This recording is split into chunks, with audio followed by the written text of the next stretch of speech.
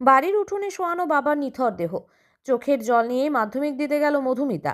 জীবনের প্রথম বড় পরীক্ষা, স্বপ্ন প্রস্তুতি সবই ছিল, কিন্তু পরীক্ষার দিনই জীবনের সবচেয়ে বড় পরীক্ষার মুখোমুখি দাঁড়াতে হলো মধুপিতা করকে। পরীক্ষা শুরু হওয়ার মাত্র কয়েক ঘন্টা আগে বাবাকে হারালো সে, তবু চোখের জল বুকে চেপে বাবার নিথর দেহ ছুঁয়ে আশীর্বাদ নিয়ে মাধ্যমিক পরীক্ষা দিতে বেরিয়ে পড়ল এই কিশোরী। হৃদয় বিদারক ঘটনাটি ঘটেছে পশ্চিম মেদিনীপুর জেলার সবং ব্লকের সর্তা গ্রামে। বছর ৬৭-র বাদল চন্দ্র কর দীর্ঘদিন ধরেই ডায়াবেটিসের সহ একাধিক বার্ধক্যজনিত রোগে ভুগছিলেন। সোমবার ভোরে আচমকাই তার মৃত্যু হয়।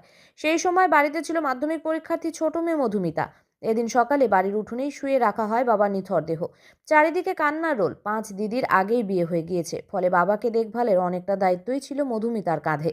এমন অবস্থায় পরীক্ষা যাওয়া যে কতটা কঠিন তা সহজেই অনুমেয়।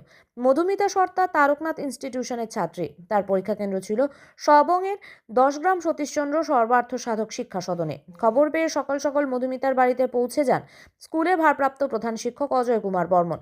তিনি প্রথম মধুমিতার পাশে দাঁড়ান, সাহস যোগান, বাবার স্বপ্নের কথা মনে করিয়ে দেন মেয়ে যেন মাধ্যমিকে ভালো ফল করে। চোখের জল নিয়ে কঠিন সিদ্ধান্ত নেয় মধুমিতা। যাওয়ার আগে বাবার নিথর দেহ ছুঁয়ে শেষবারের মতো প্রণাম করে সে। পাশে ছিলেন দিদি ও জামাইবাবুরা। মাও কাপা হাতে মেয়ের মাথায় হাত রেখে আশীর্বাদ করেন।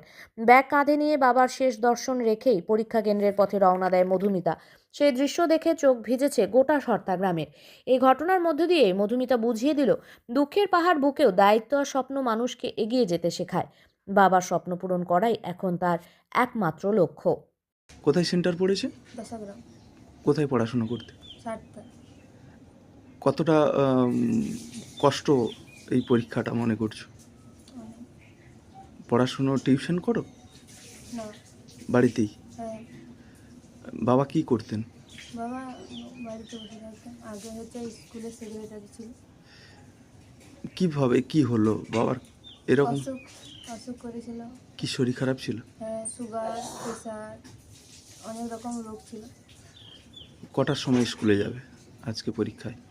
ও এখান থেকে তো 9:30টায় বেরিয়ে যাবো, সেখানে 10:45 গিয়ে পরীক্ষা সেন্টারে। খুব কি চিন্তা হচ্ছে? পরীক্ষা দিতে খুব কষ্ট হবে মনে করছো? হ্যাঁ, অনেক। কালকে কেমন হয়েছে? কালকে মোটামুটি হয়েছে। কি পরীক্ষা ছিল? বাংলা। আজকে আজকে ইংলিশ আছে। মাধ্যমিকে কেমন রেজাল্ট হবে মনে করছো? মোটামুটি হবে। একটু কঠিন হবে। হ্যাঁ। কি নাম তোমার? মধুমিতা কর। উনি এরকম পরিস্থিতি হলো অসুখে ভুগছিল অনেকদিন, হঠাৎ করেই? হঠাৎ করে মারা গেল। তো কি নাম ওনার? বাদল কর।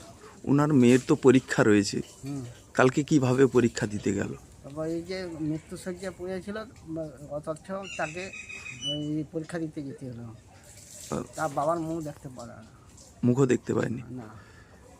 কি বলবেন এলাকাবাসী হিসাবে, একজন মেয়ে তার উপরে মাধ্যমিক পরীক্ষা? তার এই এই এই অবস্থা দেখে তবু দুঃখের সহিত সে পরীক্ষা দিতে মাধ্যমিক দিতে গেল মনোবল এগুলি। কি চাইবেন, কি বলবেন এরকম পরিস্থিতিতে? এবং সরকারের পক্ষ থেকে যদি কিছু সহযোগিতা করে তার জন্য, মানে আগামী দিনে যাতে ভালো পড়াশোনা করতে পারে তার জন্য। বর্তমানে তার কে কে রয়েছে বাড়িতে? তার মা আর ওই মেয়েটি শুধু, আর কেউ নেই? না। কতটা কঠিন হবে মনে করছেন এলাকাবাসী হিসেবে? এটা তার বহু কঠিন। তার এ কঠিনের কোনো সীমা নেই। মানে একদিকে পিতৃহারা শোক, শোক, আর একদিকে মাধ্যমিকের পরীক্ষা জীবনের বড় পরীক্ষা। তার কোনো মনোবল একবারে নাই। আপনি কি এলাকাবাসী? আমি এলাকাবাসী। কি নাম আপনার? সুবল কর।